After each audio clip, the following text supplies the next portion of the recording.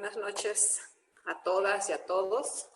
Bienvenidos una vez más a estos jueves de charlas por IntelliJuris en la edición especial que preparamos para todos y hablemos sobre derecho electoral.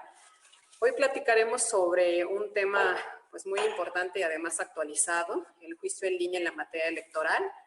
Y en términos generales abordaremos el tema del uso de las nuevas tecnologías como una herramienta en la ejecución de las funciones y de las facultades de las autoridades electorales. Hoy me acompañan dos abogados con amplia experiencia en la materia electoral y buenos amigos, Francisco Castellanos y Gabriel Mendoza. Bienvenidos a este espacio de reflexión y bienvenidos también a todas y a todos los amigos y amigas que nos siguen por la plataforma de IntelliJuris y por el canal de YouTube. Saben que a través del chat podemos tener comunicación para que por ese medio nos hagan llegar sus reflexiones, sus opiniones o puntos de vista sobre los temas que estaremos tratando en la charla del día de hoy. Aprovecho la oportunidad para presentar a nuestros invitados. Francisco Castellanos Madrazo es doctor en Derecho Constitucional por la Universidad de Salamanca, España, y maestro en Estudios de la Unión Europea y Derechos Humanos por el Centro de Estudios Europeos de la Universidad Pontificia de Salamanca, España. Ha combinado su vida profesional entre la investigación académica, la función jurisdiccional y la asesoría parlamentaria, tanto en la Suprema Corte de Justicia, en la Sala Superior del Tribunal Electoral y en el Senado de la República.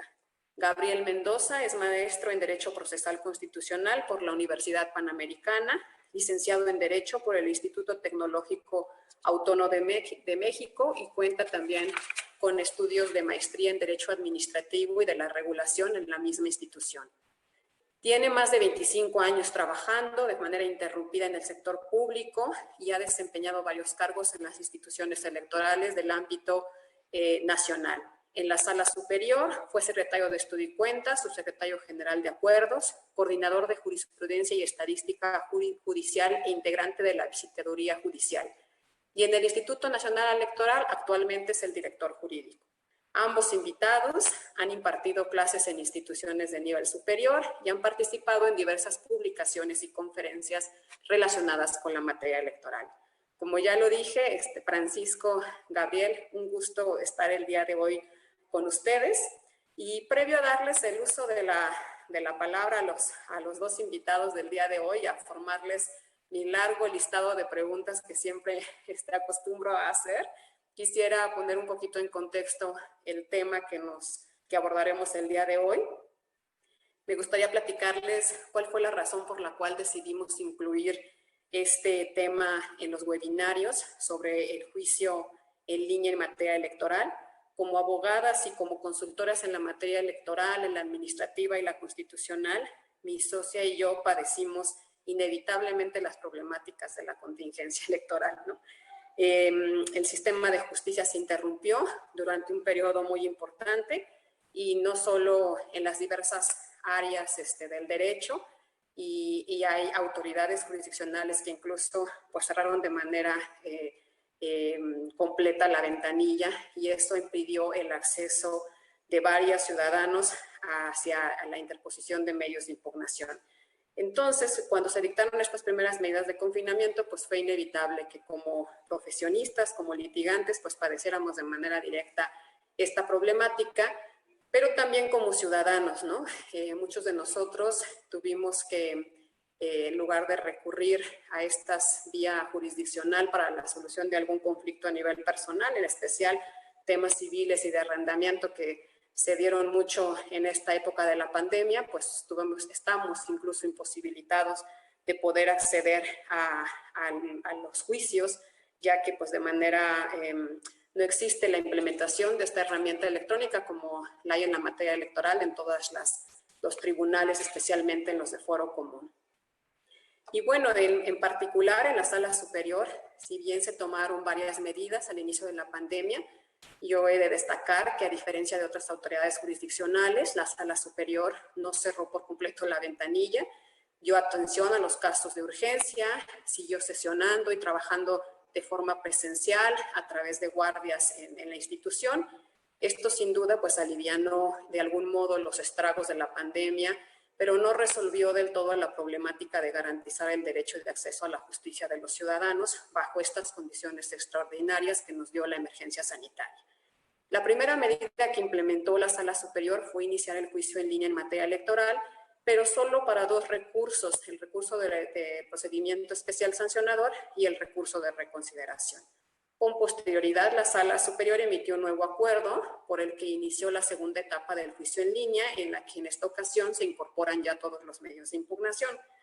También por su parte el INE empezó a sufrir estos estragos de la pandemia, algunos que en mi opinión pues afectaron de manera directa a toda la ciudadanía. Fue el cierre de los módulos de atención ciudadana, lo que implicó la imposibilidad de tramitar la credencial del elector y solicitar su reposición para varios ciudadanos durante un lapso de tiempo considerable. Estos meses durante los cuales los módulos tuvieron que estar cerrados, el INE intentó garantizar el derecho a la identidad ciudadana a través de la expedición de constancias digitales y pues ampliando la vigencia de las credenciales del elector.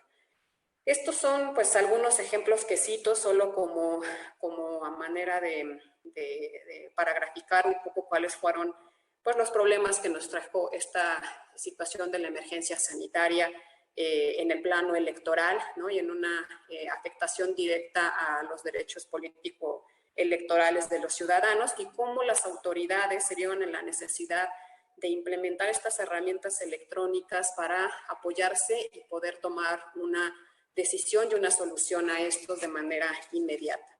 En mi opinión, la pandemia pues, nos tomó por sorpresa a todos, incluidas a las instituciones y a las autoridades, pero sin duda esta experiencia creo que es viable capitalizarla y llevar a la modificación y al cuestionamiento de viejas prácticas para poder adaptarnos a estos nuevos tiempos. Francisco, quisiera empezar contigo. En este contexto que expuse, quisiera plantearte varias preguntas que yo podría encuadrar como en tres grandes rubros, ¿no? Primero, como en los antecedentes del juicio en línea, ¿qué tenemos hasta hoy? O sea, ¿cuál es el avance que se ha tenido en la implementación del juicio en línea? ¿Y qué se pretende lograr con esta herramienta? Es decir, que nos pudieras exponer por qué razón se inició este primer acuerdo por parte de la Sala Superior, por qué inicialmente solo se contemplaron a dos recursos, cuáles fueron las razones por las que la Sala desechó varios medios de impugnación que se presentaron vía correo electrónico, ¿no? Que no fue un método que en principio se adoptó por la Sala Superior para la presentación de las demandas. Y en cuanto al avance de la herramienta, ¿qué se puede entender como el juicio en línea en este momento en la materia electoral? ¿Cuáles son los medios de impugnación que se pueden presentar hasta este momento?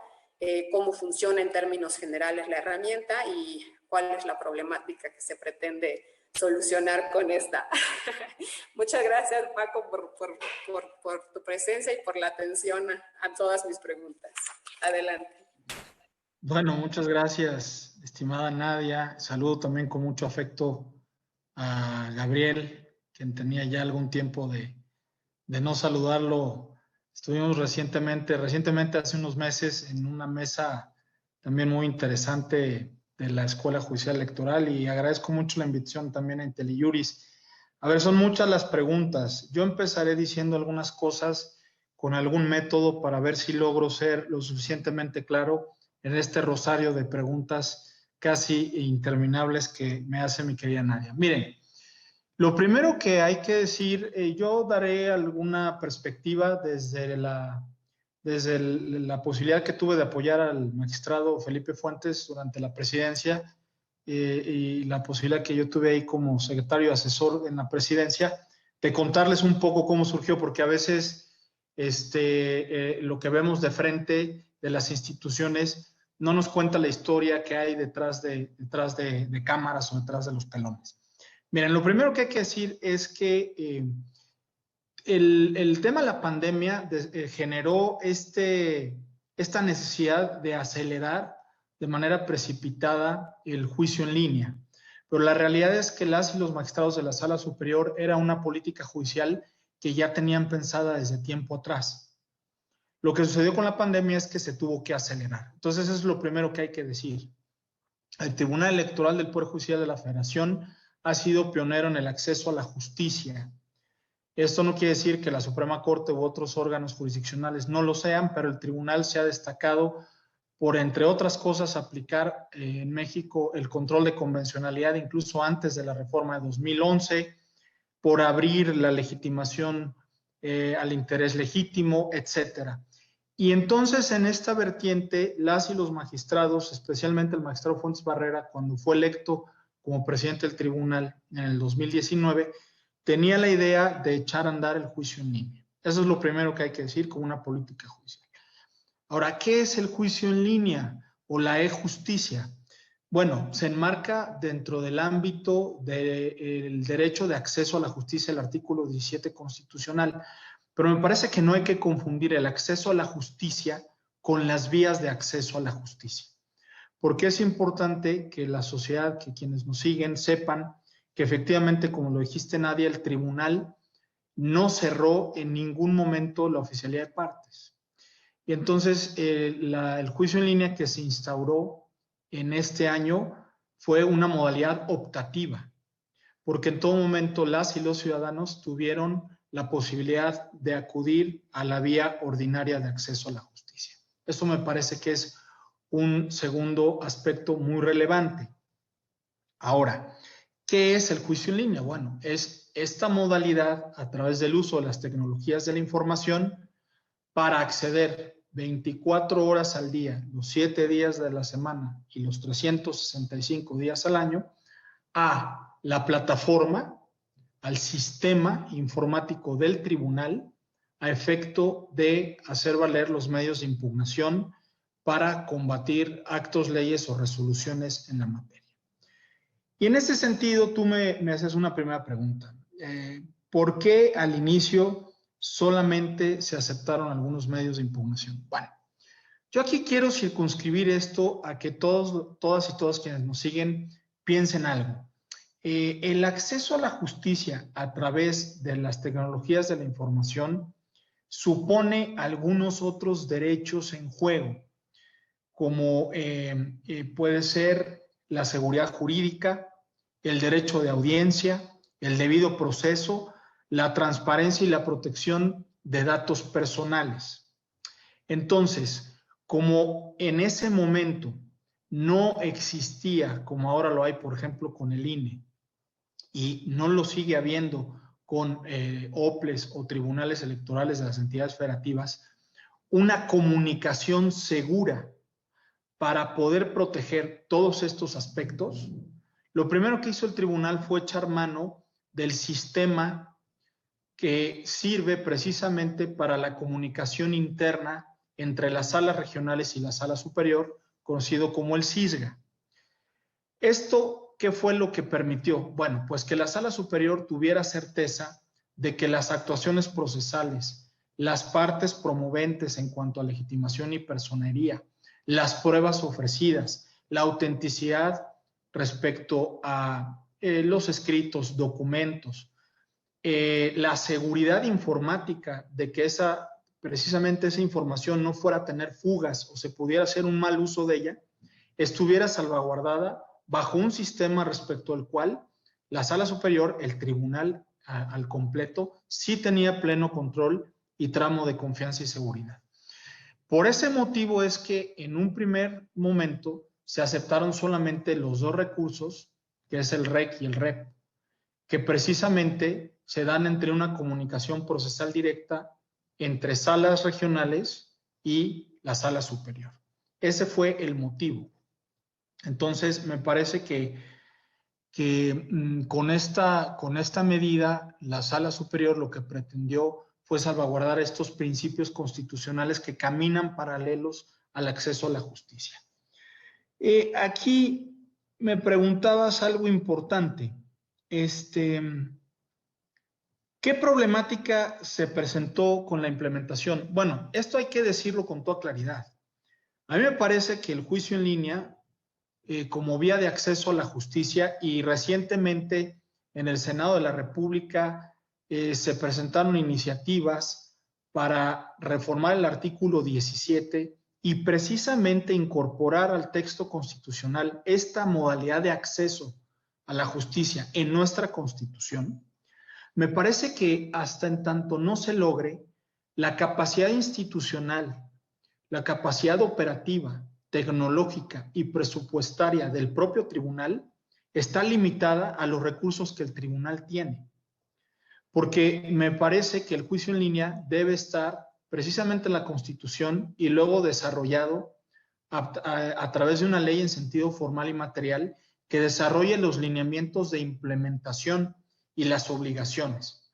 Entonces, ¿qué problemas encontró el tribunal? Bueno, pues básicamente, si aceptaba todos los medios de impugnación, por ejemplo, ¿cómo podría asegurarse que, imaginemos un medio de impugnación que viene de una entidad que pertenece a una circunscripción lejana, ¿cómo podría asegurarse la Sala Superior de aceptar esos medios de impugnación que se iba a trasladar, por ejemplo, los originales de un expediente? ¿Sí? ¿Cómo se iba a asegurar que en ese traslado, porque no se podía hacer de manera informática, dado que no todos los tribunales o autoridades responsables tienen los medios de instrumentación, por ejemplo, para digitalizar, para escanear, etcétera? ¿Cómo se iba a asegurar la protección y la guarda de información que es reservada o confidencial, por ejemplo? Aspectos delicados como actos públicos, actuaciones públicas, porque se pensó en un primer momento, bueno, se puede mandar por correo, se puede mandar por correo oficial o por alguna de las vías estas de correo privado. Bueno, y ellos son sujetos obligados en la guardia y custodia de toda esta información que es pública. ¿Qué va a pasar si hay un extravío? Es decir, se empezó a enfrentar una serie de problemas prácticos que generaron pues mucha prudencia. Luego, otro tema, la realidad es que nos tomó esto sin que la mayoría de las autoridades, partes, partidos y litigantes tuvieran, por ejemplo, la FIREL, que es la llave a través de la cual se da certeza de que quien dice estar compareciendo a un medio de impugnación efectivamente tiene esa personalidad y por lo tanto tiene la capacidad jurídica para llevar a cabo actos procesales. Y ahí respondo un poco la pregunta que tú hacías, ¿por qué no se aceptó por correo electrónico? Porque la realidad es que me parece que protegiendo el debido proceso y la certeza también, pues un correo electrónico que no está ni registrado, que es de una cuenta personal, no daba la certidumbre y la certeza de que quien estuviera promoviendo algún medio de impugnación, ya quizá ni siquiera por derecho propio, sino en nombre o representación de un tercero, fuera quien realmente se ostentaba ser. Se llegó al grado incluso, y lo tuvimos ahí en la Sala Superior, de decir que algunos tribunales estaban recibiendo y estaban confirmando personería vía telefónica. Es decir, oiga, usted es el secretario general del partido fulanito tal. Sí, mire usted, yo soy el secretario general. Entonces es usted el que nos mandó por correo electrónico la demanda. Sí, mire, sí soy yo. Me parece que sigue siendo lo mismo y me parece que además es delicado.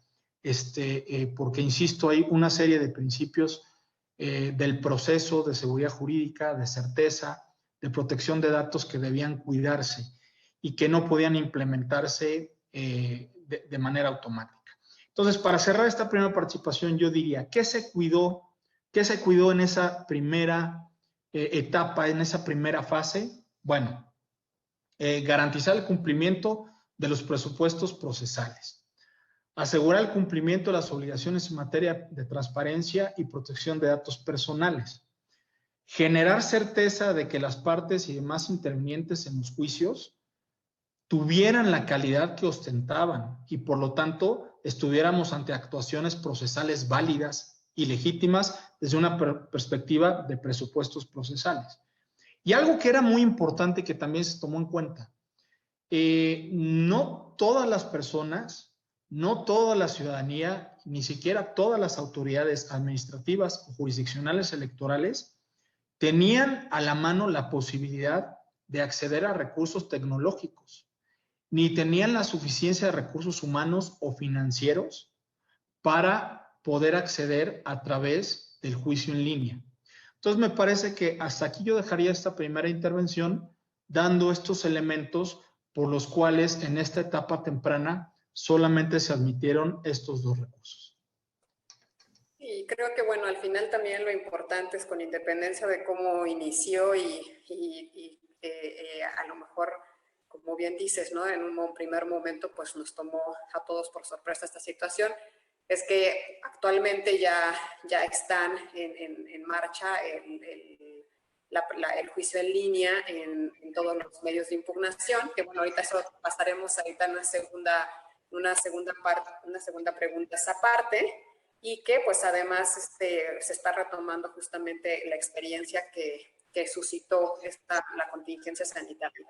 Y bueno, pues ahora quisiera hablar con Gabriel, que en octubre de este año justamente el tribunal y el instituto firmaron un convenio, entiendo que para implementar esta segunda fase de los juicios en línea y que pueda abarcarse otros medios de impugnación.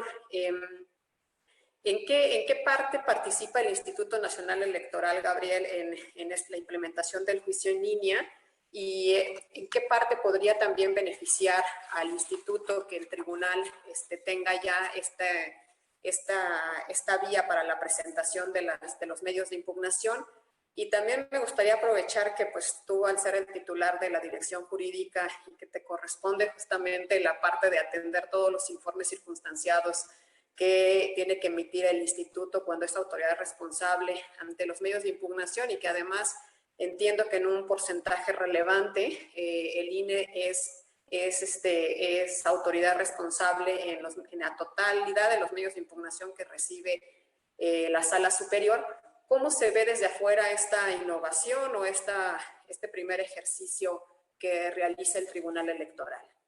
Gracias. Nadia, pues buenas noches a todos quienes nos siguen. Bueno, aquí ya había saludado, por supuesto, al panel, a Francisco, con quien es un gusto volver a coincidir. Nadia, por supuesto, Rosa María Cano, muchas gracias, e IntelliJuris por la oportunidad de poder estar platicando aquí, pues en temas que la verdad, pues el tiempo que tenemos nos va a ser muy corto, porque esto da para mucho. Pero trataré de ser concreto y polemizar un poquito en algunas cosas que dijo Francisco y atender las preguntas que me haces. Porque, a ver, efectivamente, la implementación del juicio en línea, por algunos aspectos que ya señalaba Francisco, y en razón de la heterogeneidad de las autoridades electorales que hay en el país, también se sujetó a la firma de convenios. Y en ese sentido, en esta alianza que ha tenido siempre el tribunal, y ahorita voy a hacer un poquito de historia sobre eso con el Instituto entonces Federal Electoral, ahora Nacional Electoral, pues hemos ido avanzando en ir aplicando las tecnologías de la información pues en los asuntos que nos competen y que se entrelazan entre las dos autoridades. Porque efectivamente, por lo menos en sala superior, que es donde tenemos el mayor cúmulo de asuntos, aunque también hay un buen porcentaje en las salas regionales, pero es menor, pues por lo menos de sala superior, prácticamente la mitad de los asuntos, en ellos figura como autoridad responsable el instituto. Entonces, pues en las pláticas que teníamos con el entonces secretario general y el presidente Fuentes, pues lo que le decíamos era eso, es decir, somos pues prácticamente el cliente frecuente del tribunal. Y en ese sentido, la implementación de tecnologías, pues al instituto le beneficia muchísimo, y no directamente como instituto, sino finalmente el servicio que damos a la ciudadanía en todos estos asuntos. Pero insisto, esto tiene mucha historia. No es el primer convenio que se firma, es decir, ahora fue en específico ya para el juicio en línea, pero hemos venido aplicando interconexión entre los sistemas que tenemos. Tú recordarás alguno, te tocó la implementación también, pues desde el sistema de quejas con la sala regional especializada. Desde el 2012, en los procesos electorales, hicimos una conexión del sistema al que hacía mención Francisco, el Sistema de Información de la Secretaría General de Acuerdos, por sus siglas SISGA, con el sistema que tenemos en el instituto también para tener expedientes electrónicos de todos y cada uno de los medios de impugnación, de tal manera que con esa conexión segura de la que ya hablaba Francisco, nosotros en los juicios de inconformidad que tenían que ver con los procesos electorales, cada 3 años hemos tenido esta conexión y hemos enviado la información de manera digital desde el primer momento para poder ir avanzando en el trabajo, pero con independencia de que se mandan los expedientes en físico en la forma tradicional. Y aquí quiero hacer una mención. Efectivamente, pues a ver, ahora la pandemia nos tomó de sorpresa y vino a acelerar estos cambios, estos procesos que ya se habían venido implementando pues muy lentamente, con poco tiempo, pero que tiene que ver, o con mucho tiempo más bien dicho, pero que tiene que ver también con la legislación que tenemos. Ahora hay iniciativas de ponerlo en el artículo 17 de la Constitución. Yo no creo que merezca estar en la Constitución. Los mexicanos somos muy dados a sobreregular desde el ámbito constitucional. Hay ya ejemplos de juicios en línea, pues juicio de amparo, el juicio en materia administrativa ante el Tribunal de Justicia Administrativa en el ámbito federal, ya tiene mucho tiempo implementándose, pero sí tenemos leyes procesales muy arcaicas, lo digo con toda honestidad. Nuestra Ley General del Sistema de Medios de Impugnación está basada pues, en el Código Civil, que es de principios del siglo pasado, ¿no? Y entonces seguimos cargando con muchas cuestiones procesales que nos atan y que nos generan estas problemáticas a las que hace referencia Francisco, de que al implementar esto, pues hay que hacernos cargo de ellas, ¿no? Sin embargo, pues no es hasta el 2007, si la memoria no me falla, que en la ley de medios se introduce el primer viso de tecnología más allá del fax, que estaba previsto como notificación, forma de notificación, pero ya se prevé el correo electrónico, ¿no? Como forma de notificación. Gran avance. A partir de ahí firmamos un convenio con el instituto. Todavía yo estaba del lado del tribunal, nos tocó ahí trabajarlo con Rosa María Cano, precisamente, para poder ampliar un poco esta comunicación y que no solo las notificaciones del tribunal hacia el instituto fueran por correo electrónico, sino que también las autoridades pudiéramos dar aviso de enviar información sobre requerimientos en cuentas de correo electrónico creadas al efecto. Ahora, para no extenderme mucho, pues llega la pandemia, efectivamente tenemos la necesidad de agilizar esto, incluso desde el instituto hicimos una petición formal al tribunal para poder enviar la información vía correo electrónico, que era la forma más rápida de poderlo hacer. Y se empezó a platicar y efectivamente, como dice Francisco, pues encontramos ahí algunas cuestiones pues que había que arribar. El tribunal nos dijo que pues ya estaban trabajando con el juicio en línea en su primera fase, que quizá fuera más sencillo acelerar la segunda fase más que implementar algo transitorio, y fue como se caminó hacia allá. Sin embargo, todavía nos quedan muchas cosas que hacer.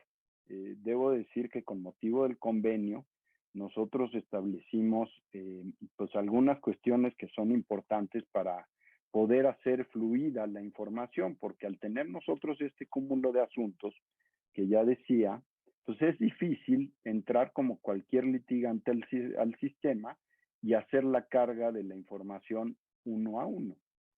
Entonces, de entrada necesitamos una conexión directa donde eventualmente podamos mandar paquetes de información que a veces es voluminoso también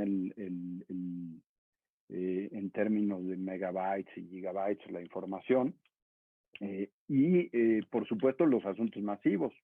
Hace algunos meses, un par de meses, tuvimos en cuestión de una semana la promoción de 8,000 medios de impugnación, ¿no? Entonces, ¿cómo le haces para mandar 8,000 informes circunstanciados uno a uno, ¿no? Entonces, ese es uno de los aspectos que arriba el convenio, que tiene que haber una comunicación, y en eso, pues como bien dice Francisco, pues habrá que invertir, y nosotros estamos tratando de adecuar nuestro sistema para que pueda tener esa comunicación directa y pueda haber un viaje seguro de la información, de tal manera que se genere esa seguridad y esa certeza de la que hablo.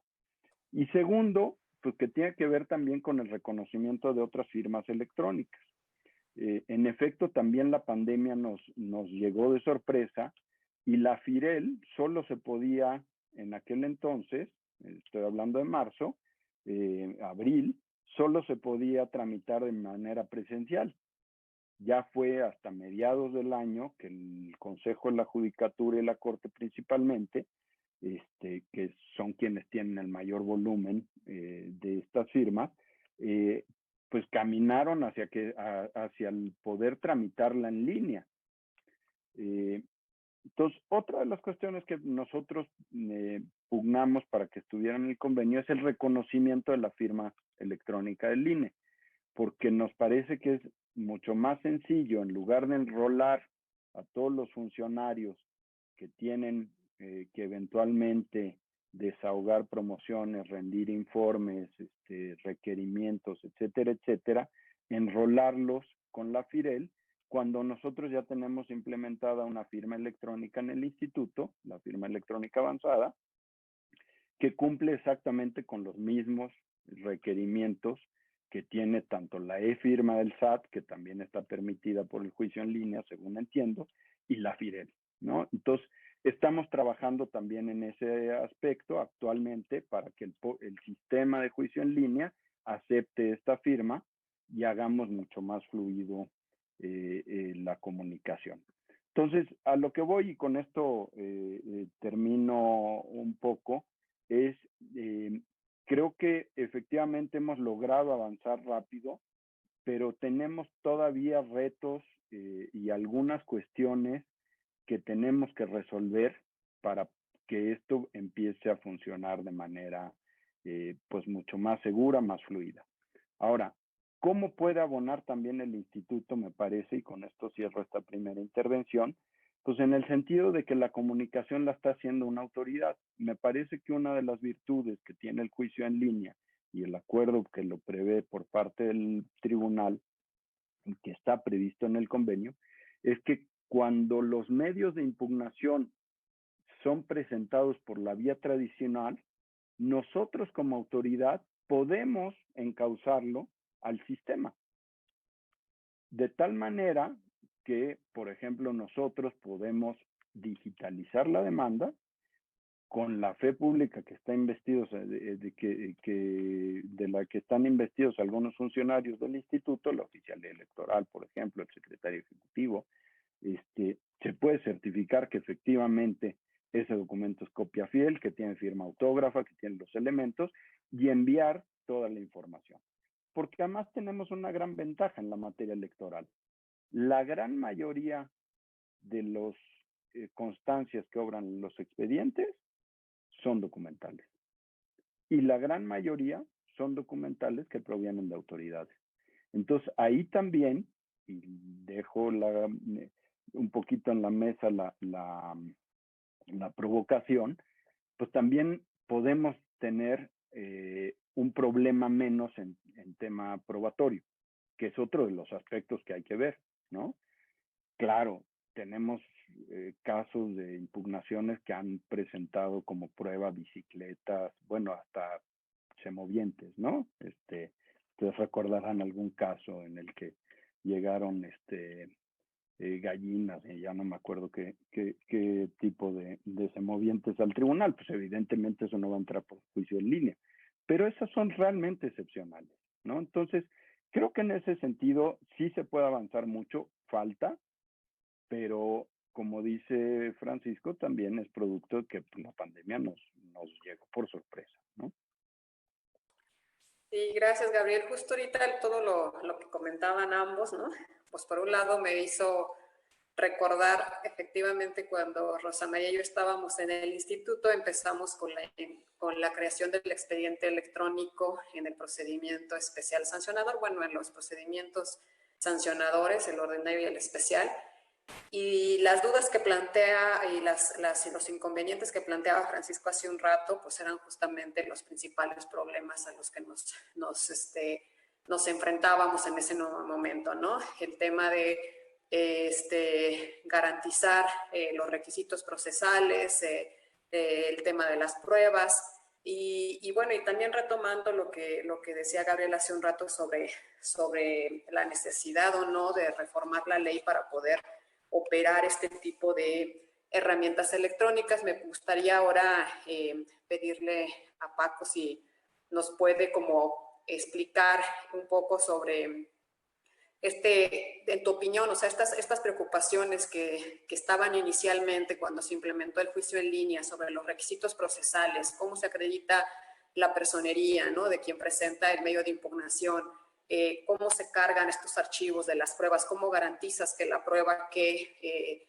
se está cargando efectivamente sea certificada, o como dice Gabriel, casi todas las pruebas en los juicios en materia electoral se pueden presentar vía documental pública o privada, pero todos estos aspectos procesales hemos visto que están ya, que fueron en un principio una problemática, pero ya están siendo abordados en el segundo acuerdo de la Sala Superior y que han estado siendo previstos para este juicio en línea, porque lo interesante es que no estamos hablando de un expediente electrónico, sino de una herramienta que te permite presentar desde el inicio tu demanda por esa vía y conocer la resolución e incluso hasta la ejecución, ¿no? Entiendo, de la sentencia.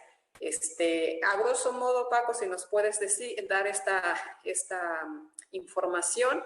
Y además, bueno, también si en tu opinión sería necesario hacer una adecuación procesal, como decía Gabriel hace un rato, si efectivamente los que hemos padecido el sistema de medios de impugnación de un lado y del otro, ¿no? Siempre hemos criticado este tema de la sobreregulación y de la falta de actualización de la ley de medios hacia nuevos contextos.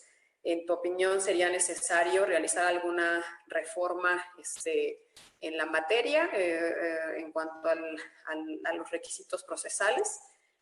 Adelante, Paco.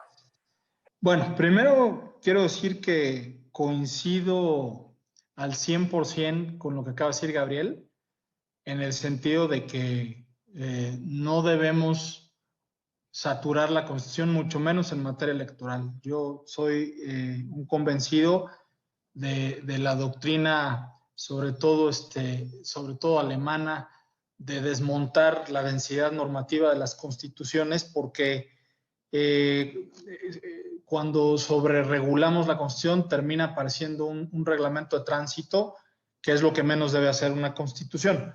Lo que sí creo es que el juicio en línea como un sistema o modalidad de acceso a la justicia no puede ser funcional en toda su dimensión si se hace mediante un acuerdo administrativo, un acuerdo general de política judicial administrativa que solamente puede echar mano de aquellos recursos e insumos no presupuestados para dar una solución integral a lo que implica el acceso a la justicia a través de las tecnologías de la información, que si se genera mediante una ley en sentido formal y material. Y voy a explicar por qué. Necesitamos una ley de este tipo y cerraré con esto, la última pregunta que me decías, porque primero necesitamos prever la creación de un sistema informático y mi propuesta sería un sistema informático nacional. O sea, desde mi perspectiva, lo funcional sería que en la ley general del sistema de medios de impugnación, que bueno, ya es otra historia que nosotros hemos sostenido, que no es una ley general, porque solamente regula a los medios de impugnación ante el Tribunal Electoral del Poder Judicial de la Federación y no aplica para el resto de tribunales. Pero me parece que al menos ahí sí podríamos incardinar la creación de un sistema nacional, que me parece que sería lo más eficiente, que se pudiera ir implementando paulatinamente como se hizo con el nuevo modelo penal acusatorio, en donde se establecieron fases para determinadas entidades federativas, a fin de ir dando la posibilidad de allegarse de recursos humanos, tecnológicos, financieros suficientes para cumplir con estas obligaciones. Entonces, me parece que esto sería lo primero que tendríamos que hacer. Luego, en esa ley tendrían que garantizarse el cumplimiento de todos los presupuestos procesales, ¿sí? Las obligaciones de los órganos judiciales competentes, los derechos de las partes, las vías y los objetos procesales. Y dentro de ellos, desde luego, el debido proceso que implica las pruebas, el manejo de las pruebas, la carga de las pruebas al sistema, etc. ¿Qué más tendría que hacerse ahí? Desde luego, generar la certeza en las partes y en los intervinientes, como lo decía Gabriel y como lo decías tú ahorita, Nadia, de que el juicio en línea efectivamente permita demandar. Luego, que la parte demandada sea emplazada para que pueda dar respuesta a la demanda. Luego, ofrecer pruebas con reglas homogéneas y claras, ¿sí? ¿Qué tipos de pruebas? ¿Cuáles se deben subir? ¿Cuáles se pueden cargar? ¿Cuáles no? ¿Cuáles se pueden certificar? ¿Cuáles deberán tenerse en resguardo de la autoridad y en caso de ser requeridas por el tribunal poderse enviar? ¿De qué manera se enviarían en caso de ser indispensables? ¿Sí? También que se dé certeza a la posibilidad de expresar alegatos, de recibir una sentencia que dirima y de su ejecución. Pero todo a través de un sistema y muy importante en condiciones de igualdad. Si no aseguramos que esta vía de acceso pueda ser efectivamente o razonablemente accesible, valga la redundancia, en condiciones de igualdad para la totalidad de la sociedad y la ciudadanía, creo que corremos el riesgo de convertirlo en una vía de acceso de élite, de una vía de acceso al que solamente puedan acudir personas que tienen ciertas condiciones y ciertos recursos de todo tipo. Entonces, por eso a mí me parece que sí debiera ir en una ley. Coincido absolutamente con Gabriel Mendoza cuando dice que nuestra ley, él fue muy generoso al compararlo con los códigos procesales civiles. Yo diría que esto está ya, nuestra ley de medios es casi el digesto del Corpus Iuris Civile de Justiniano.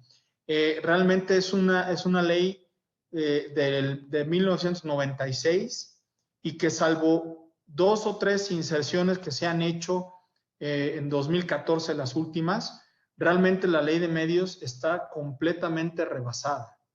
Entonces, a mí me parece que la ley de medios debiera ser remozada en su totalidad, hacerla una auténtica ley general para meter ahí en la panza a todas las autoridades electorales. Desde luego, como pasa con las leyes generales, haciendo una distribución de las competencias que corresponden a cada una de las autoridades administrativas y jurisdiccionales electorales del país. Ahondando en lo que tú señalabas, mi estimada Nadia, que efectivamente en la actualidad ya se pueden recibir todos los medios de impugnación a través del juicio en línea. Con el INE hay una situación especial por el convenio que se firmó. Estoy seguro que esto será todavía trabajo de construcción. No podemos hablar de que esta es una causa finita, sino que es una ópera aperta o abierta. Me parece que aquí ya hay muchos avances procesales.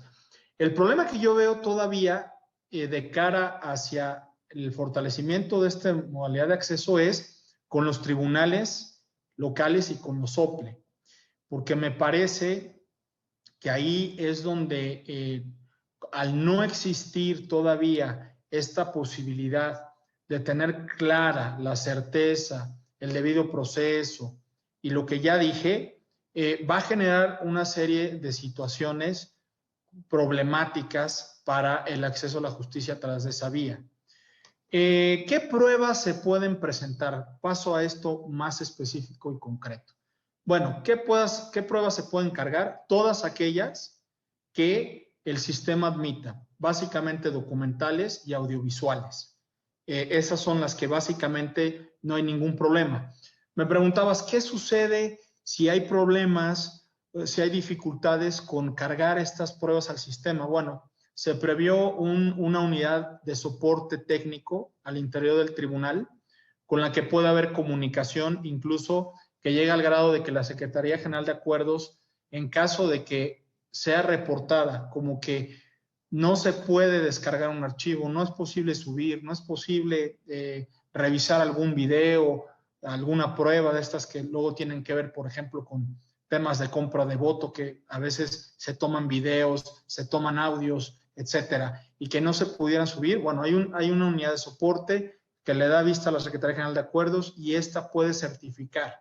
Y siempre y cuando sea un error de sistema, desde luego, no se puede generar una afectación procesal a la parte o a las partes oferentes de los medios de convicción, sino que en todo caso se tendrá que hacer una certificación y procurar, en la medida de lo posible, la forma de allegarse de esos elementos de prueba, incluso para mejor proveer, solicitando a la autoridad que los remita de alguna manera si es que finalmente estos medios de prueba no pudieran ser cargados en los sistemas. Me parece que ahí sí el tribunal ha sido cuidadoso en no afectar a que las fallas o deficiencias en el sistema afecten el derecho y la garantía de acceso a la justicia.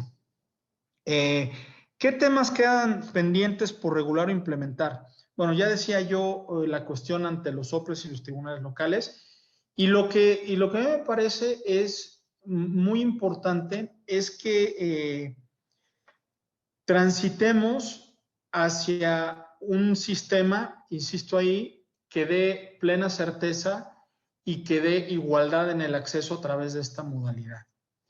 Y me parece que es bien importante entender que en nuestro mosaico nacional no es lo mismo una elección por sistemas normativos internos en un ayuntamiento en Oaxaca que una elección del ayuntamiento de Guadalupe o de San Pedro Garza en Nuevo León.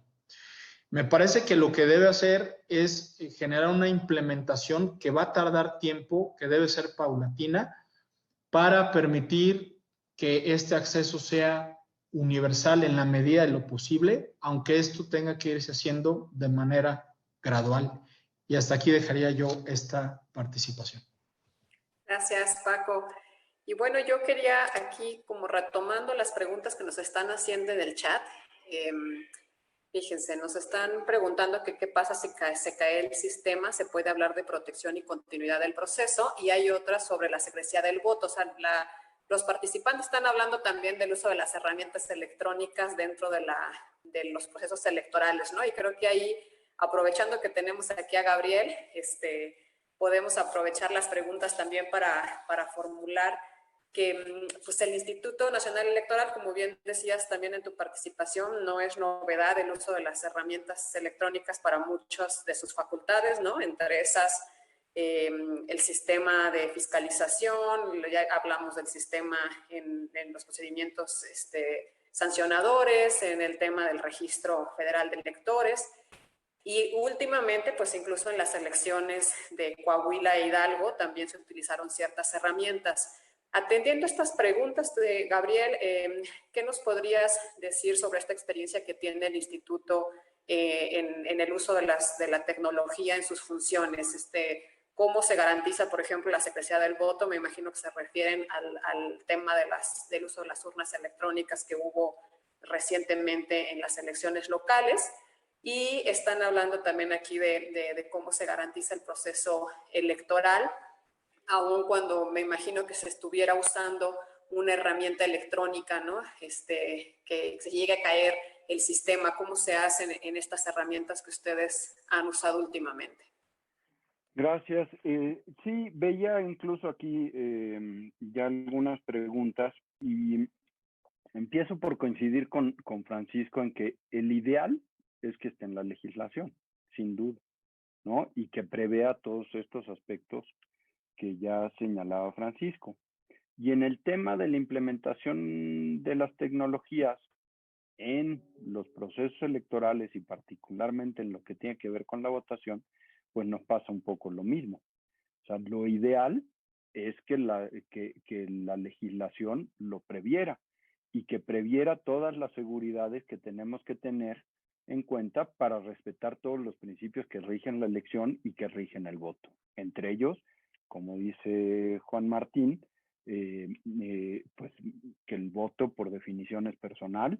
Yo agregaría que es secreto y que es directo, ¿no?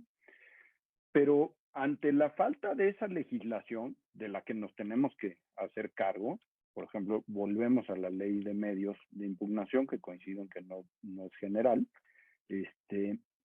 pues es una ley que no ha tenido prácticamente modificaciones y que ello ha provocado que muchas cosas caigan en desuso vía la jurisprudencia.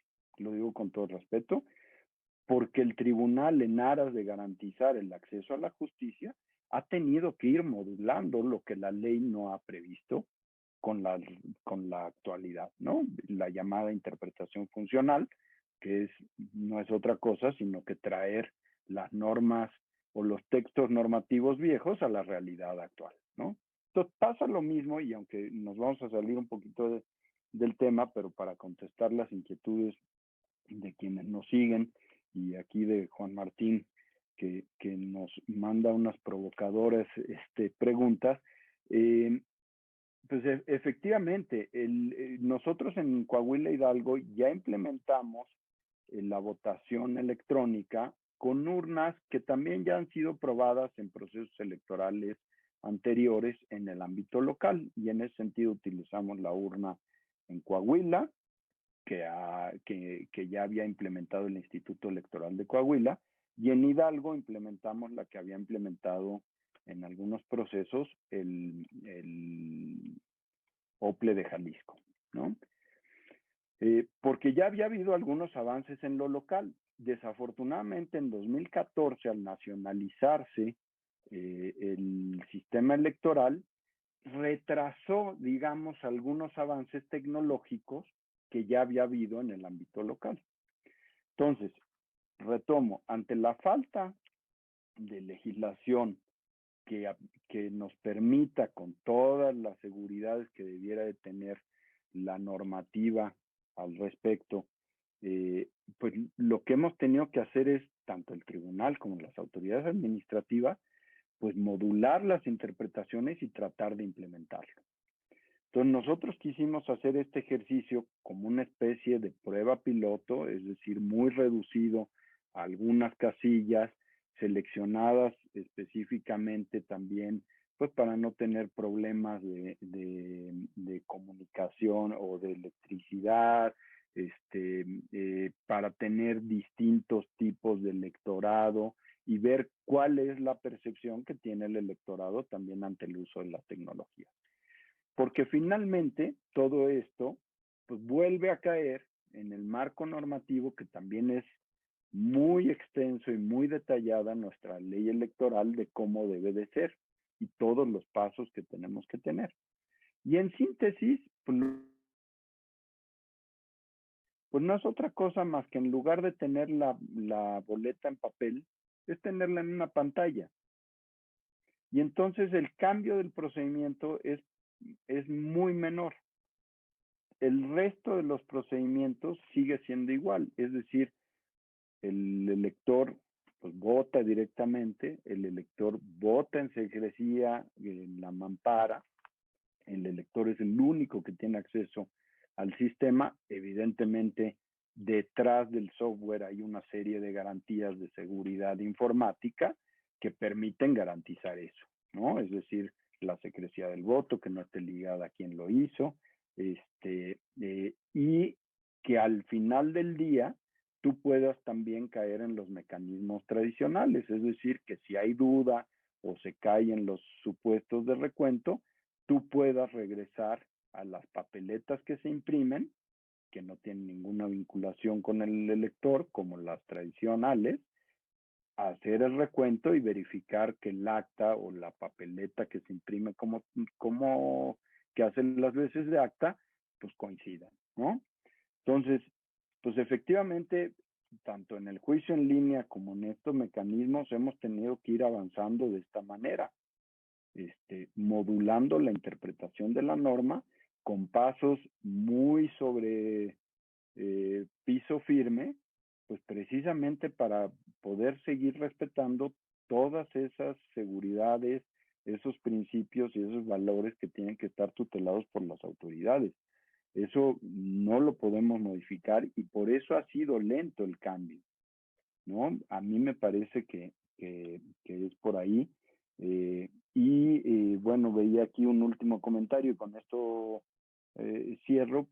La verdad es que el ejercicio en Coahuila Hidalgo sí fue exitoso, sí nos mostró que existe certeza, tanto en la emisión de la votación como en los resultados. Evidentemente también se tienen protocolos para el caso de fallas y eventualmente como en cada una de las cuestiones que se puedan presentar, cómo la autoridad interviene para garantizar el voto. Por lo pronto en Coahuila Hidalgo, afortunadamente no tuvimos ninguna incidencia. Gracias, Gabriel. Bueno, ya adelantabas que el tiempo iba a ser insuficiente para poder atender todas las variantes de este tema tan polémico y a la vez tan interesante. Nos quedan un poquito más de 5 minutos y quisiera yo cerrar la charla con ustedes, nada más pidiéndoles a ambos de forma breve si me pueden dar un balance general de cómo han visto estos primeros meses en que se ha implementado el juicio en línea y también pues retomando un poco las preguntas que nos hacían por aquí de que cuál es el horario para presentar el juicio en línea y cuál sería la mejor vía presencial o en línea. Y también aquí nos dicen si ha habido algún acercamiento para el Poder Legislativo para poder justamente incorporar el juicio en línea en la legislación. Así sería, a grosso modo, que pudieran darme alguna conclusión sobre el tema. Paco, primero. Con todo gusto. Yo quiero agradecer nuevamente la amable invitación a IntelliJuris, a mi querida Nadia, a todo el equipo electoral. Y quisiera dar respuesta, si me permites, y a partir de esa respuesta cerrar mi conclusión a Tania Solís y a Carlos García, que amablemente nos preguntan. Tania Solís dice, ¿cuál sería el horario para el juicio en línea? Según su opinión, ¿es mejor presencial o en línea? Respondería primero esta y luego iría a la de Carlos García. A ver, el horario, recordemos que si estamos hablando de actos durante el proceso, todos los días y horas son hábiles en términos de la Ley General del Sistema de Medios de Impugnación. Y desde luego, aquí es bien importante dejarles claro algo a todas las personas que nos hacen favor de seguir. El juicio en línea, lo dije al inicio, es una modalidad de acceso a la justicia. El acceso a la justicia en materia electoral está regulada a nivel federal en una ley que tiene reglas procesales. Esas mismas reglas procesales se aplican para la modalidad tradicional, llamémoslo así, o para la modalidad en línea. Es decir, los presupuestos procesales como competencia, autoridad que conoce, autoridad responsable, quién tiene personería, legitimación, quién tiene interés jurídico, cuáles son los plazos o términos para la promoción. Todo eso no cambia o no tiene una especial regulación porque se trate de la modalidad de acceso en línea, ¿sí? Se siguen las mismas reglas. Lo que implica el juicio en línea, desde luego, es acudir mediante ciertos requisitos jurídicos y mediante ciertos requisitos tecnológicos para poder precisamente plantear las acciones y controversias en esta modalidad. Eso es lo que nos supone. Entonces, en concreto, pues el horario, pues si se trata de un acto de proceso, pues es 24 horas del día, ¿sí? Porque todas las horas son hábiles. Los 365 días del año, aquí sabemos que no porque sea sábado o domingo, o un día incluso inhábil en términos, por ejemplo, de la Ley Federal del Trabajo, de la Ley Orgánica del Poder Judicial de la Federación, eso no es relevante para efectos de los términos. Por lo tanto, si todos los días y horas son hábiles y los términos se computan a partir de esa regla, desde luego la consecuente es que el juicio en línea tenga esa misma lógica, ¿no? ¿Cuál es mejor? Bueno, yo diría, no es que sea mejor o peor alguna u otra. Yo lo que creo es que la vía tradicional puede ser relativamente más sencilla y además más explorada y dominada, pero el problema es que en época de pandemia y sobre todo ahora que están repuntando los contagios, sí que pone en riesgo la salud y quizás hasta la vida, ojalá que no, de los justiciables, de las personas que acuden, de incluso las propias autoridades. Entonces, en esta materia, en este momento delicado de coyuntura, pues pareciera que es un instrumento idóneo para poder salvaguardar la integridad y la vida de las personas, ¿no? Y la salud, la integridad en cuanto a salud me refiero. Y creo que no se trata de mejor o peor. Quizá el tema es que hacerlo en línea implica satisfacer justamente esos requisitos tecnológicos y esos requisitos legales extras que no son necesarios en la vía ordinaria, como tener una firma electrónica reconocida, cómo pues contar con un sistema informático a través de un acceso a internet que permita cargar documentos, que permita cargar quizá otro tipo de pruebas. O sea, ahí sí requerimos otro tipo de insumos que en la vía ordinaria no. Pues en la vía ordinaria tengo mi acto, voy a la fotocopiadora, le saco las copias, imprimo, firmo y voy y presento mi escrito. Y prácticamente ahí termina. Y para la autoridad, pues es igual, contestar la demanda, rendir el informe y mandarlo. Pero la parte del juicio en línea implica básicamente el tener los insumos para el acceso a través de las tecnologías de la información y las garantías jurídicas que den certeza y debido proceso a las partes. Y la otra pregunta de Carlos García que señalaba, ¿hay alguna acción que se esté llevando a cabo los actores en la materia electoral para acercarse al Poder Legislativo? Bueno, en realidad es que este tema, hasta donde yo sé, no se incluyó en la agenda de reformas al Poder Judicial de la Federación. La agenda de reformas al Poder Judicial se centró en algunos aspectos de la Suprema Corte, en el tema de un nuevo modelo de precedente judicial que sustituye al modelo de jurisprudencia, etcétera. Pero hasta donde yo entiendo, la parte del juicio en línea, al menos en materia electoral, no fue objeto de la reforma al Poder Judicial de la Federación.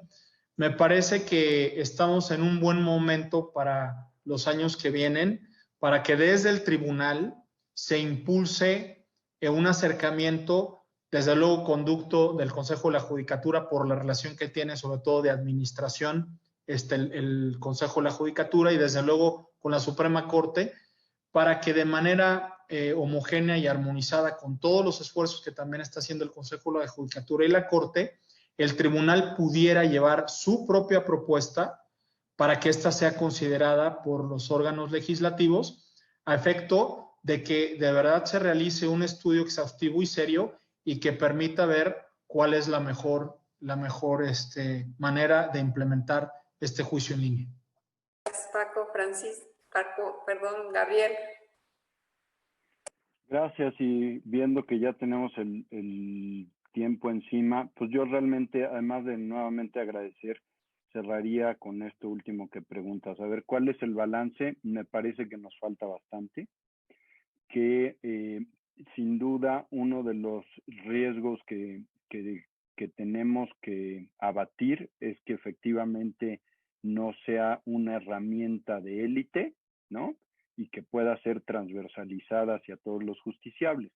Sin duda va a ser mucho más fácil empezar pues con los grandes consumidores, ¿no? Y en ese sentido el ámbito nacional, ya decía yo, el instituto pues es cliente frecuente, como lo son, digamos, también los partidos políticos y las candidaturas. Yo creo que ese es el primer nicho que tenemos que atacar fuertemente porque tienen las facilidades para poder hacer uso de esta herramienta y eso nos va a permitir que podamos irlo pues transversalizando, socializando, y que además la resistencia al uso de las tecnologías que naturalmente tenemos pues todos y la ciudadanía en general, pues se pueda ir abatiendo, ¿no? Y bueno, yo espero que la pandemia se pueda abatir lo más pronto posible, pero pues todo nos indica que vamos a seguir un ratito así con estas medidas y restricciones, y en ese sentido, pues para privilegiar también la salud, creo que las autoridades, tanto el tribunal como el instituto, pues nos toca promover que estas herramientas, dada la falta legislativa, funcionen y funcionen bien. Muchas gracias. No, muchas gracias. Yo la verdad me encantaría que este ejercicio que se está haciendo en la materia electoral pues se replicara por otras autoridades en las diversas materias, ¿no? Porque creo que sí es muy importante y ya nos evidenció la pandemia lo necesario que es. Pues agradezco de nuevo a los dos invitados, me dio mucho gusto saludarlos, aunque sea por este medio. Agradezco también a las personas que estuvieron viéndonos por la plataforma. Aquí veo a algunos amigos y familiares estuvieron conectados. Los saludo a todos y también les mando felicitaciones a nuestros invitados ponentes. Y bueno, pues esperemos seguir con estas charlas como todos los jueves. Nos vemos dentro de 8 días con un tema distinto. Y de nuevo, gracias a los dos invitados, Francisco y Gabriel. Buenas noches.